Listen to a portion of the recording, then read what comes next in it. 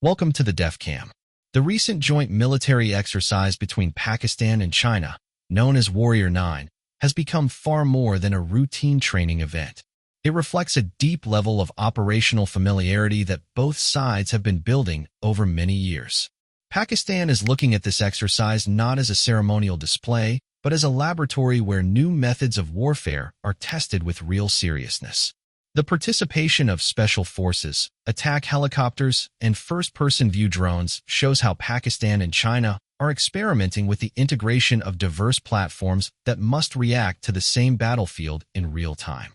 These exercises have slowly shifted from scripted demonstrations to complex training environments where both sides share the lessons they have learned from contemporary conflicts around the world. From Pakistan's viewpoint, the presence of FPV drones in Warrior 9 is particularly important. These drones have introduced a new dimension to close combat, where conventional tactics are no longer enough. They require soldiers to operate with a level of coordination that combines human judgment with machine accuracy. They force both armies to rethink how infantry units move, how they hide, how they take cover, and how they strike. These drones do not depend on large infrastructure and can be deployed in clusters. Pakistan is paying close attention to how China manages the command and control of these drones, the frequency management during dense operations, and the way target data is distributed across small ground teams. The gathered experience feeds directly into Pakistan's own programs for drone development, battlefield automation, and rapid target acquisition. The involvement of attack helicopters adds another layer of complexity. Pakistan sees these helicopters as essential tools for shaping the battlefield before ground units insert themselves into sensitive areas. For many years, Pakistan relied on its own experience in mountainous and forested terrains. Now it is absorbing the lessons from China's evolution in the use of rotary wing aircraft equipped with advanced optical systems, guided rockets, and terrain tracking computers. When these helicopters operate in coordination with first-person view drones, the entire structure of close combat changes. Drones can identify entry points and hidden threats, while helicopters hover at safe positions to deliver precision fire. Pakistan sees this combination as a model for future operations that demand swift action under high risk. The participation of special forces in Warrior 9 makes the exercise even more valuable. These soldiers must manage the most demanding missions while relying on multiple layers of support that include drones, sensors, and rapid evacuation options. Pakistan recognizes that the modern special forces environment cannot rely only on physical capability and stealth. It must integrate digital mapping, miniature communication systems, real-time positioning data, and quick reconfiguration of tactics based on the flow of information. Chinese special forces bring their own experience from training in difficult terrains and from conducting complex insertion and extraction drills. The exchange of methods and equipment helps Pakistan refine the way its own teams prepare for future missions in urban zones, deserts, and high-altitude areas. The repeated arrival of the Chinese Y-20 cargo aircraft in Pakistan has triggered considerable interest among defense observers, but for Pakistan it reinforces a broader point. A cargo aircraft of this class does not fly repeatedly without clear purpose. It means Pakistan and China are moving equipment, support systems, training modules, or possibly combined research material that requires physical transport rather than virtual coordination. Pakistan sees the Y-20 not just as a logistic tool, but as a platform that demonstrates China's confidence in sustained joint operations. The aircraft has a large cargo bay, long endurance, and the ability to operate from a wide range of runways. This allows both countries to move heavy equipment related to drones, ground mobility, electronic warfare gear, and helicopter support systems.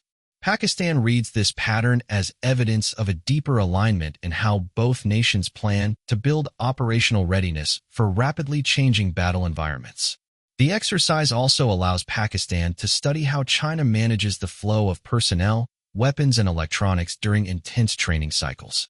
The Y-20 flights show that China is enabling a much broader exchange than previous years. This could include simulation hardware, sensor calibration equipment, drone programming stations, or helicopter maintenance kits. Pakistan wants to master these systems with full confidence, and exercises like Warrior 9 provide the environment in which each new system can be tested under controlled stress. Pakistan also views this exercise as preparation for the kind of conflicts that regional powers may face in the future. Modern combat no longer depends on long lines of armored vehicles or predictable missile exchanges. It depends on mobility, precision, highly optimized sensors, and the ability to compress the decision-making cycle into seconds. Warrior 9 brings these lessons into practical use. When special forces conduct missions while airborne drones feed them continuous data and helicopters stand ready for rapid engagement, the entire operation becomes a synchronized structure where every element supports the other. Pakistan wants this type of integration to become natural, not exceptional, and joint exercises with China accelerate that learning process. There is also a strategic component. Pakistan sees the presence of Chinese aircraft on its soil, even for exercises, as part of a larger relationship that involves long-term trust, operational familiarity, and technological transparency. When large transport aircraft arrive multiple times, it shows that China is willing to physically commit significant resources to shared training environments. Pakistan recognizes this as a sign that both militaries are preparing themselves to operate together smoothly if circumstances ever demand it. The logistical control gained from such exchanges becomes a crucial factor when equipment must move quickly across long distances. Pakistan is also observing the way China coordinates the digital backbone of the exercise. This includes radio encryption, drone signal routing, sensor logging, and battlefield simulation systems. Pakistan wants to adopt similar practices for its own network-centric warfare structure, where data must remain secure, stable, and uninterrupted even under hostile interference. The presence of multiple aircraft types and electronic systems in the same exercise allows Pakistan to measure how well these networks hold up under load. It provides clear insight into how future combat platforms must communicate with one another. Another important aspect for Pakistan is how China incorporates lessons from ongoing conflicts into its training doctrines. Warrior 9 is not being held in a vacuum. Both sides are observing global events where drones, electronic systems, infantry teams, and aircraft interact in unpredictable ways. The exercise captures these lessons and maps them into new techniques. Pakistan values this because it allows both nations to avoid the mistakes others have made and instead build on the methods that actually work. It creates a more realistic understanding of how to counter drone swarms, how to protect helicopters against manned portable air defense systems, and how to manage special forces missions in environments saturated with sensors. Pakistan also sees this exercise as an opportunity to evaluate the Y-20 as a potential future platform for domestic use. The aircraft's capacity, endurance, and ability to move bulky equipment make it a strong candidate for strategic airlift missions. Observing it firsthand during continuous flights provides Pakistan with valuable data on crew requirements, maintenance routines, cargo loading systems, and possible modifications to fit Pakistan's own operational needs.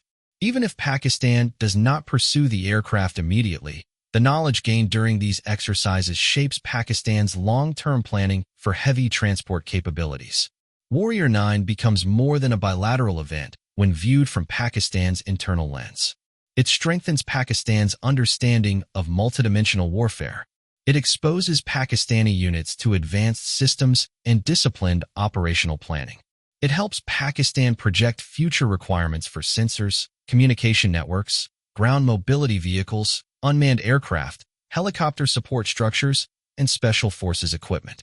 It allows Pakistan to evaluate which aspects of Chinese practices align with Pakistan's own conditions and which need local adaptation.